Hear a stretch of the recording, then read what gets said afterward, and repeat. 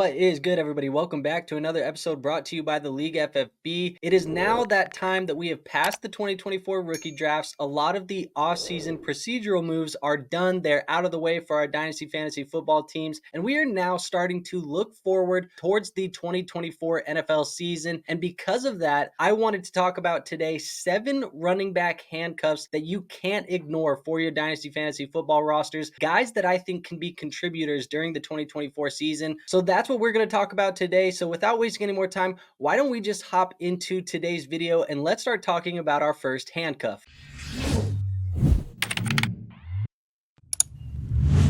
So the first running back that I want to talk about is going to be Blake Corum, rookie running back for the Los Angeles Rams. And Blake Corum is the player that I am the most excited about on this list, and he should be plugged in as the running back 2 behind Kyren Williams to start the season after being drafted in the 3rd round of the 2024 NFL Draft. And Corum was my RB3 in my pre-draft rankings, and he has stayed there throughout the NFL draft process. He tallied 2,708 rushing yards and 45 touchdowns in 27 total games as a junior and a senior at Michigan, and showed off the ability to contribute in the pass-catching game if needed. And Kyren Williams will undoubtedly receive the first-team reps after a breakout season in 2023. However, there isn't anybody left in this backfield after departures from Darrell Henderson Jr., Cam Akers, and Royce Freeman. And if Kyren Williams were to miss any time during the 2024 season, Blake Corum has league-winning upside. Now, moving on to our next handcuff, I do want to talk about Zach Charbonnet for the Seattle Seahawks. And the Seattle Seahawks, they pissed off fantasy football managers last year when they decided to draft Charbs in the 2nd round after a great rookie year from Kenneth Walker. And yes, we understand they are an NFL team, and although this does work great for the Seahawks in the NFL, it does cap the ceiling for both of these guys in fantasy football. Charbonnet is an all-around running back who does profile as the better pass catcher of the two, but he will be the number 2 in Seattle's 1-2 punch unless there's an injury to Kenneth Walker. The good news is that if there were an injury to Kenneth Walker, Zach Charbonnet has all of the tools to be a great fantasy football running back, but he just needs a little bit more opportunity than he is currently projected to get. And if you can add him at handcuff prices, he is certainly one of the best handcuffs in the NFL. Now, moving on to our third guy, this is where we're going to talk about Kendre Miller, running back for the New Orleans Saints. And Kendre Miller faced multiple injuries before his rookie season, including a preseason hamstring strain and a midseason shoulder and ankle injury, which did sideline him for the rest of the year.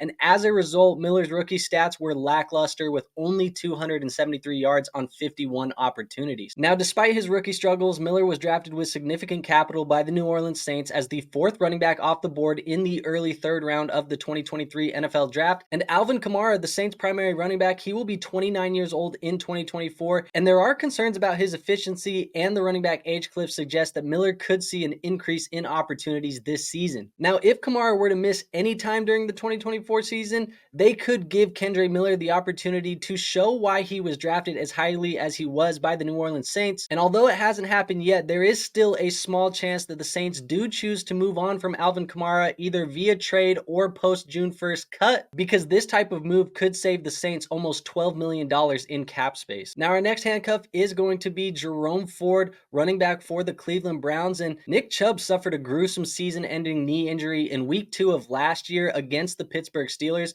and Jerome Ford, he filled in for him the rest of the way. Now, it's hard for 28-year-old running backs to come off of a significant injury and produce for fantasy football, but the team has been vocal that they do want Chubb back on the roster. But even with that being said, there is a chance that Chubb won't get back to producing at the level that he has been producing over the last 5 years, and Jerome Ford could lead this backfield again in 2024. And even if Chubb is back and taking work from Jerome Ford, Kareem Hunt, who saw over 150 opportunities last year, is no longer with the team, so there is a clear path for Jerome Ford to get touches in 2024. Now, our 5th handcuff is going to be Tyler Allgeier, running back for the Atlanta Falcons, and the days of Arthur Smith terrorizing this backfield are behind us, so that should mean we finally get to see a fully unlocked Bijan Robinson. But Tyler Allgeier is the only other established guy in this backfield. We have seen Allgeier be a solid producer when given a workload, having multiple double-digit games and rushing for over 1,000 yards as a rookie. And if there were to be an injury to Bijan Robinson, or if Bijan were to miss any time for any other reason,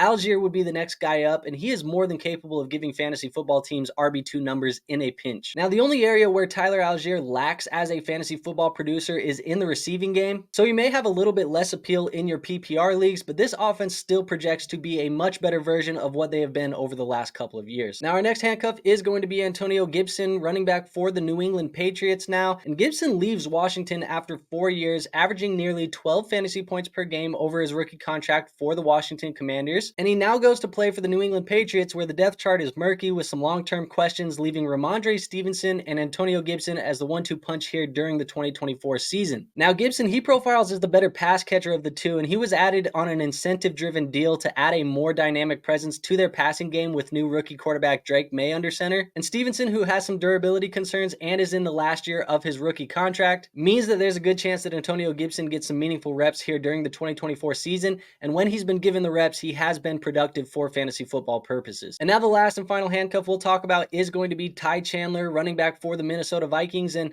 the Vikings, they added a veteran running back in Aaron Jones this offseason, and he should operate as the lead back in this offense, but he is 29 years old, and he does have a history of knee and hamstring injuries. And Alexander Mattison, who now plays with the Las Vegas Raiders, leaves behind 46% of the team's carries in 2023 and 7% of their targets, and he lacked a lot of efficiency down the stretch last season, which caused him to lose time to Ty Chandler. Now, Ty profiles as the clear backup to Jones, and despite seeing the 9th most defenders in the box and the 3rd highest stacked front carry rate in 2023, he still looked explosive in his limited touches, averaging 5 yards per touch, which was 18th overall in the NFL. Now, Chandler likely won't lead this backfield unless there were an injury to Aaron Jones, but he should still be involved in this offense spelling Aaron Jones, and if there were an injury, he would be the clear running back 1 on this roster, because the only other competition behind him is going to be Dwayne McBride and Myles Gaskin. Now, that is all I have for you guys today. If you did enjoy the video, go ahead and hit that like button. It is the best free way to show this channel some support. Also, if you guys are not already, please subscribe to this channel.